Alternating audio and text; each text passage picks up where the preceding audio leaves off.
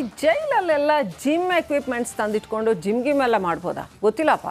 Anyway, ಜೈಲೂಟಕ್ಕೆ ಸೊರಗಿರುವಂಥ ಸಾರಥಿಗೆ ತಮ್ಮ ಬಾಡಿಯದ್ದೇ ಚಿಂತೆ ಆಗಿದೆಯಂತೆ. Fitness ಸಿಕ್ಕಾಪಟ್ಟೆ ಚೆನ್ನಾಗಿ ಮೇಂಟೈನ್ ಮಾಡ್ತಾ ಇದ್ರಂತೆ ಹಿಂದೆ. ಈಗ ಮತ್ತೆ ಯಾವಾಗ ಹೆಲ್ದಿ ಆಗ್ತೀನಿ ಅಂತ ಕಾಯ್ತಾ ಇದ್ದಾರಂತೆ. ಹೀಗಿರುವಾಗ ಜೈಲಲ್ಲೇ ಒಂದು ಪ್ಲಾನ್ ಮಾಡ್ಕೊಂಡಿದ್ದಾರಂತೆ. ಏನದು ನೋಡಿ.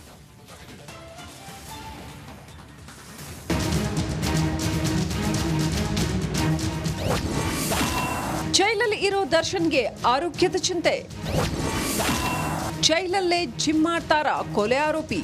3 ಹೊತ್ತು ಗುಂಡು ತುಂಡು ಪಾರ್ಟಿ ಮಾಡ್ತಿದ್ದ ದರ್ಶನ್ ತಮ್ಮ ದೇಹವನ್ನು ಫಿಟ್ ಆಗಿ ಇಟ್ಕೊಂಡು ಸದಾ ನಿಭಾಯಿಸ್ತಿದ್ರು.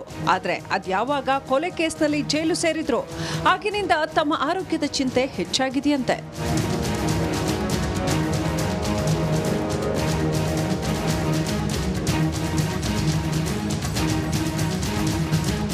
ಹೀಗಾಗಿ ಜೈಲ್ನಲ್ಲೇ ಜಿಮ್ ಮಾಡೋಕೆ ದರ್ಶನ್ ಪ್ಲಾನ್ ಮಾಡ್ತಿದ್ದಾರಂತೆ. ಜಿಮ್ ಮಾಡೋಕೆ ಬೇಕಾದ ವಸ್ತುಗಳನ್ನ ತರಿಸಿಕೊಂಡಿದ್ದಾರೆ ಅಂತ ಹೇಳಲಾಗ್ತಿದೆ. ಜೈಲು ಸಿಬ್ಬಂದಿಗಳ ಜೊತೆ ಸೇರಿ ಕೊಠಡಿಗೆ ಬಂತ ಜಿಮ್ ವಸ್ತುಗಳು ಅನ್ನೋ ಅನುಮಾನ ಕೂಡ ಶುರುವಾಗಿದೆ.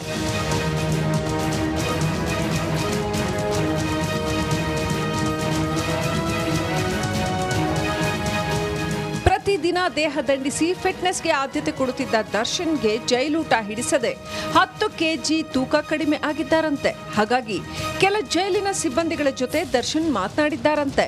ತನಗೆ ಬೇಕಾದ ಜಿಮ್ ವಸ್ತುಗಳನ್ನ ತರಿಸಿಕೊಂಡಿದ್ದಾರಂತೆ.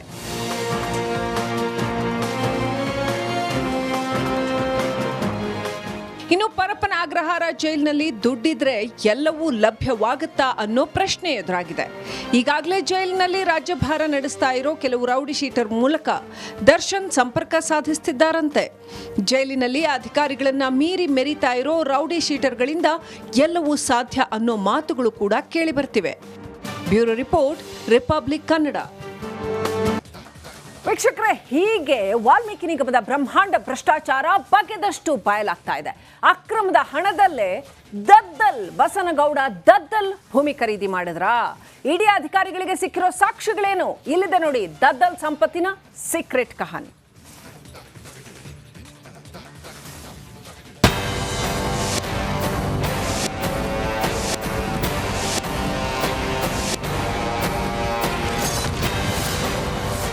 ಬಗೆದಷ್ಟು ಬಯಲಾಗ್ತಿದೆ ವಾಲ್ಮೀಕಿ ನಿಗಮ ಹಗರಣ.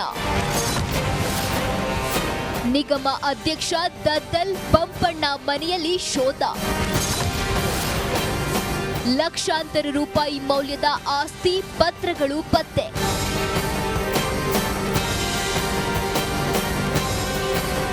ವಾಲ್ಮೀಕಿ ನಿಗಮದಲ್ಲಿ ನಡೆದ ಬ್ರಹ್ಮಾಂಡ ಭ್ರಷ್ಟಾಚಾರ ಕಾಂಗ್ರೆಸ್ನಲ್ಲಿ ಹಲ್ಚಲೆಬ್ಬಿಸಿದೆ. ನಾಗೇಂದ್ರ ತನ್ನ ಮಂತ್ರಿಗಿರಿ ಕಳೆದುಕೊಂಡು ಇಡಿ ಇಕ್ಕಳದಲ್ಲಿ ವಿಲವಿಲ ಅಂತಿದ್ದಾರೆ.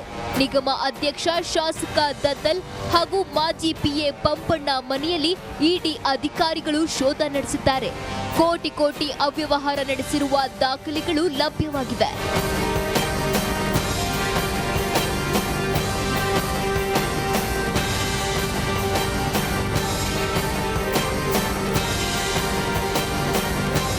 ಇನ್ನು ವಿಪರ್ಯಾಸ ಸಂಗತಿ ಅಂದ್ರೆ ವಾಲ್ಮೀಕಿ ಹಗರಣ ನಡೆದ ವೇಳೆಯೇ ದದ್ದಲ್ 4 ಎಕರೆ 31 ಗುಂಟೆ ಜಮೀನು ಖರೀದಿಸಿದ್ದ ಎನ್ನಲಾಗಿದೆ.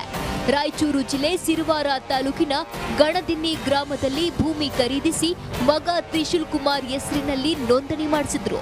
ದದ್ದಲ್ ಹೆಸರಿನಲ್ಲಿದ್ದ ಬ್ಯಾಂಕ್ ಖಾತೆ ಪರಿಶೀಲಿಸಲಾಗಿದೆ. ಇದೇ ವೇಳೆ ಹಲವು ಬ್ಯಾಂಕ್ನ ವ್ಯವಹಾರದ ಬಾಂಡ್ಗಳು ಪತ್ತೆಯಾಗಿವೆ ಎನ್ನಲಾಗಿದೆ.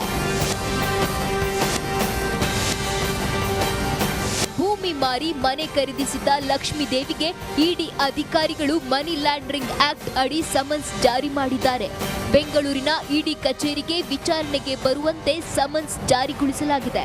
ಕಾರ್ತಿಕ್ ಹಾಗೂ ಆಂಜನೇಯ ಎಂಬುವರಿಗೆ ಲಕ್ಷ್ಮೀದೇವಿ ಭೂಮಿ ಮಾರಾಟ ಮಾಡಿದ್ಲು. 3 ಕೋಟಿಗೂ ಹೆಚ್ಚು ಹಣ ಪಡೆದಿದ್ಲಂತೆ. ವಾಲ್ಮೀಕಿ ಹಗರಣದ ಸುಳಿಯಲ್ಲಿ ಕಾಂಗ್ರೆಸ್ ನಾಯಕರು ವಿಲವಿಲ ಅಂತಿದ್ದಾರೆ. Bureau report, republic Kannada. ನಮಸ್ಕಾರ, ಇದು ನಿಮ್ಮೂರಲ್ಲಿ ಆರ್ ಕನ್ನಡ. ನಾನು ಶ್ರೀಲಕ್ಷ್ಮಿ ರಾಜ್ಕುಮಾರ್. ವಾಲ್ಮೀಕಿ ನಿಗಮದಲ್ಲಿ ನಡೆದಿದೆ ಎನ್ನಲಾದಂತಹ ಬ್ರಹ್ಮಾಂಡ ಭ್ರಷ್ಟಾಚಾರ ಸಿದ್ದರಾಮಯ್ಯ ಸರ್ಕಾರದಲ್ಲಿ ಬಿರುಗಾಳಿಯನ್ನು ಎಬ್ಬಿಸಿದೆ. ಈಗಾಗಲೇ ಮಾಜಿ ಸಚಿವ ನಾಗೇಂದ್ರ ವಿಕೆಟ್ ಪತನ ಆಗಿದೆ. ನಕಲಿ ಖಾತೆಗಳನ್ನು ಸೃಷ್ಟಿಸಿ ಲೂಟಿ ಮಾಡಿರುವ ಹಣವನ್ನ ಬಳ್ಳಾರಿ ಲೋಕಸಭಾ ಚುನಾವಣೆಯಲ್ಲಿ ಬಳಕೆ ಮಾಡಲಾಗಿದೆ ಅನ್ನುವಂಥ ಸ್ಫೋಟಕ ಮಾಹಿತಿ ರಿವೀಲ್ ಆಗಿದೆ.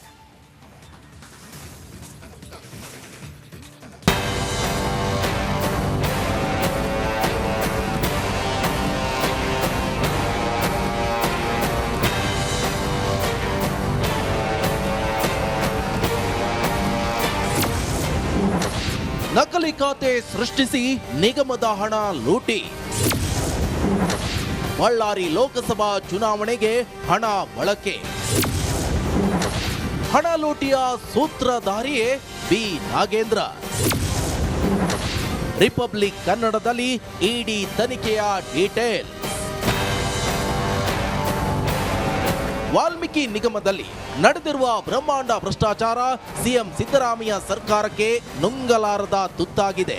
ಶಾಸಕ ನಾಗೇಂದ್ರ ಇಡಿ ಖೆಡ್ಡಾದಲ್ಲಿ ವಿಲವಿಲ ಅಂತಿದ್ದಾರೆ.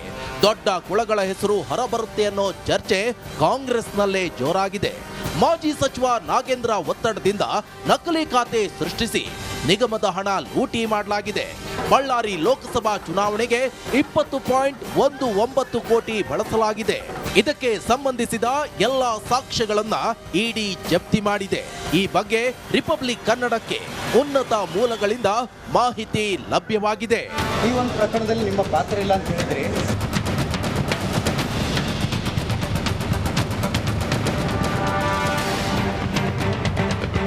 ಹಾಗಾದ್ರೆ ಅಂದು ಶಾಂಗ್ರಿಲಾ ಹೋಟೆಲ್ನಲ್ಲಿ ನಡೆದಿದ್ದಾದ್ರೂ ಏನು ಅನ್ನೋದನ್ನ ನೋಡೋದಾದ್ರೆ,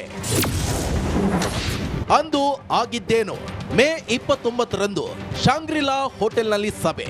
ಮೊದಲಿಗೆ ಶಾಸಕ ನಾಗೇಂದ್ರ ಕಾರಲ್ಲಿ ಸಭೆ.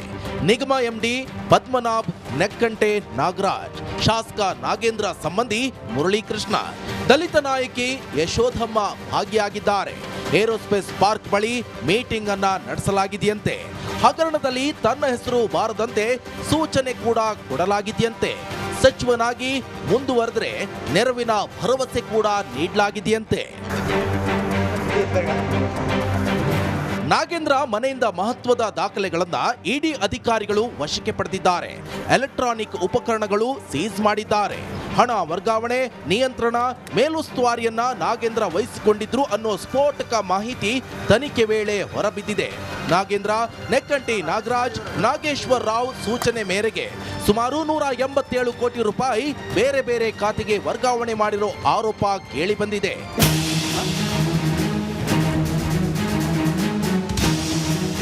ಕಾಂಗ್ರೆಸ್ ಶಾಸಕ ನಾಗೇಂದ್ರ ಸರ್ಕಾರಿ ನಿಧಿ ಲೂಟಿಗೆಂದೇ ಶಾಂಗ್ರಿಲಾ ಹೋಟೆಲ್ನಲ್ಲಿ ರಹಸ್ಯ ಸಭೆ ನಡೆಸಿದ್ರು ಅನ್ನೋ ಸ್ಫೋಟಕ ಮಾಹಿತಿ ರಿವೀಲ್ ಆಗಿದೆ. ಇಡಿ ತನಿಖೆಯಲ್ಲಿ ಇನ್ನು ಯಾವೆಲ್ಲ ಮಾಹಿತಿಗಳು ಹೊರ ಬರುತ್ತೋ ಅನ್ನೋದನ್ನ ಕಾದು ನೋಡಬೇಕು. Bureau report, republic Kannada.